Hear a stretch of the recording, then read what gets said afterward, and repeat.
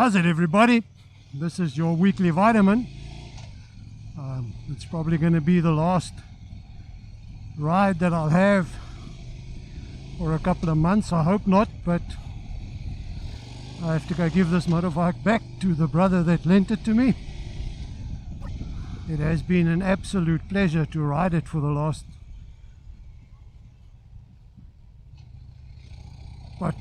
probably about a month.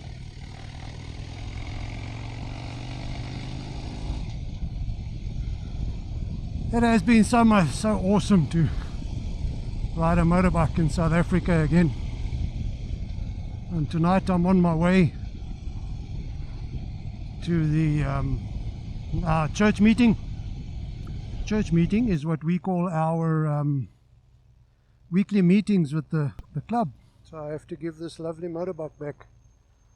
I am very hard at work at getting to buy myself one here in South Africa. Mine is in the Netherlands. I have donated it to the club, so they're busy registering it in the club's name. In the Netherlands, so that when I go to Europe, I will have something to ride there.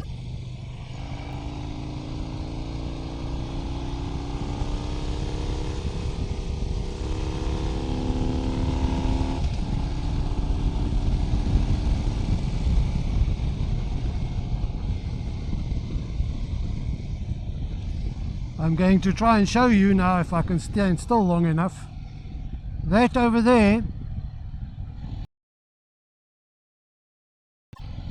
the Voortrekker Monument. Very interesting story about that. It is it's a rather large building that's got, at the very center on the top, it has a opening that shines a light down onto a concrete book down in the basement of the building, and at midday on the 16th of December that light shines perfectly on that book. Back in the days when the Voortrekkers, which I don't know, it's people that, it was the Boers of those times that moved from Cape Town up into Africa. And the Voortrekkers, or I don't even know how to take it as that, it's the Voortrekkers. When they came to a place in the Drakensberg, the chief of the Zulus in that area did not like them, did not want them there, so he attacked them. And I can't remember exactly how many families. I think it was 10, but I speak under correction. I will put the right amount up here. These people made a prayer on the 15th of December to the Lord to say, if we survive the upcoming attack, we will remember that day for as long as in perpetuity. And on the 16th of December, 10,000 or so Zulu impi attacked these 15 families. So many Zulus were killed on that day that the river ran red, and that was then known as Blood River. Now that was a national holiday up until probably 1994, somewhere around there. But you know, it's a remembrance of a day where there was a lot of hatred and a lot of people died. So the current government in South Africa changed the name of that holiday. We still have that holiday, but it's now called Day of Reconciliation, which as an Afrikaner I didn't understand in the beginning, because it was a promise we had made to the Lord to always remember the fact that he had saved us. But you know, Day of Reconciliation is a day of hope, because now, you know, today we remember And we remember everybody who died, but we also have this hope that everybody can be reconciled.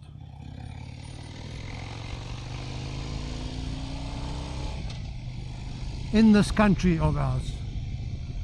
And unofficially the day is called Bride Day because everybody goes out and buys meat and has family get-togethers. So the day started out as Geloftedag, or Day of Remembrance, but it's now called Reconciliation Day. And I in the beginning I didn't understand why they wanted to change it, but now I kind of understand it. God cured me of my racism. So Day of Reconciliation, I'm sure God will honor that. Because we as Afrikaners still remember that God protected and saved those families. But we now also look forward to the reconciliation of the people that hated each other even back then. So, Day of Reconciliation, and that is the Voortrekker Monument. And in my living memory, I can never remember that the 16th of December at midday, that there were clouds over that building. As far as I can remember, and it may have been cloudy and rainy the morning of, but at midday there was always clarity. It was always clear.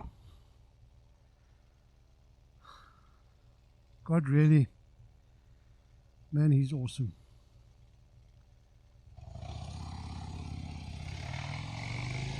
God remembers His promises. We may forget ours, but God will always, always remember His.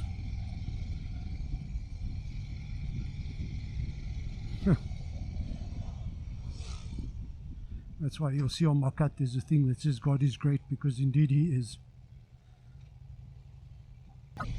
Just a little bit of South African history for you. How'd you like that? This is the Henops River. Fortunately, it is a little bit dirty. Unfortunately, it's a little bit dirty nowadays. But what can we do? South Africa is a beautiful country, but it is not a country without its issues.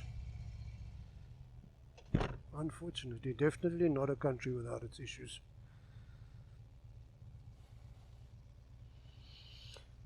Very, very high unemployment. And the colonialization of Africa did not do us any favors. Oh, I can't say that. I don't think I can say that. Colonialization did bring a few things, good things into Africa. What happened in South Africa, though, was urbanization.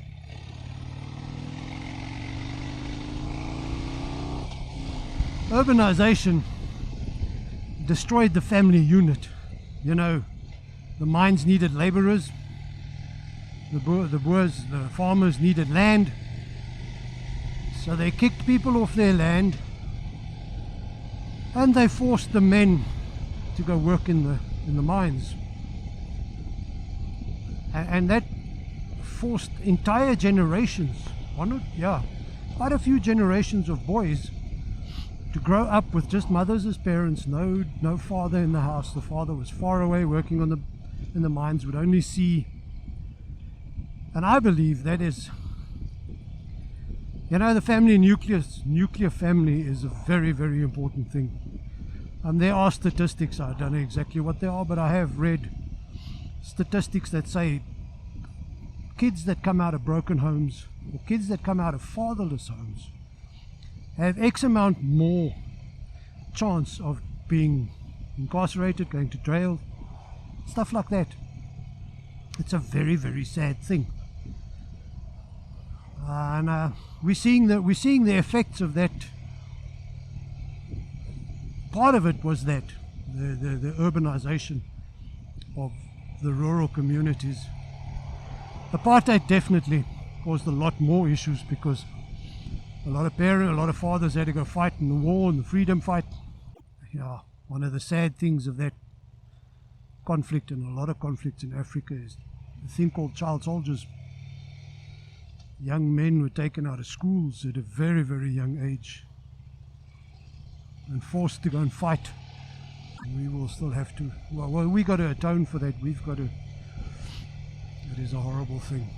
Child soldiers, I cannot think of a worse thing to do to a young boy of 10, 11, 12 years old. Give him a gun and force him to kill people. It's evil.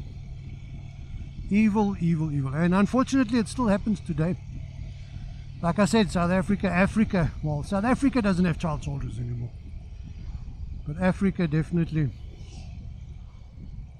still has a lot of issues.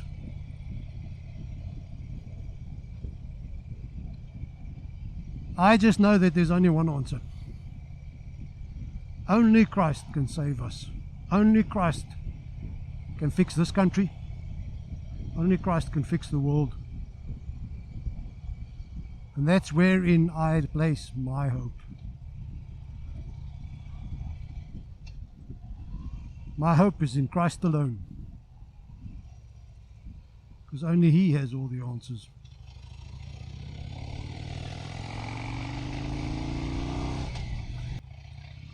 So, that was just a little discussion with your weekly vitamin about the country I grew up in, the country I love, and the country I'm back in. So the Lord bless you and keep you.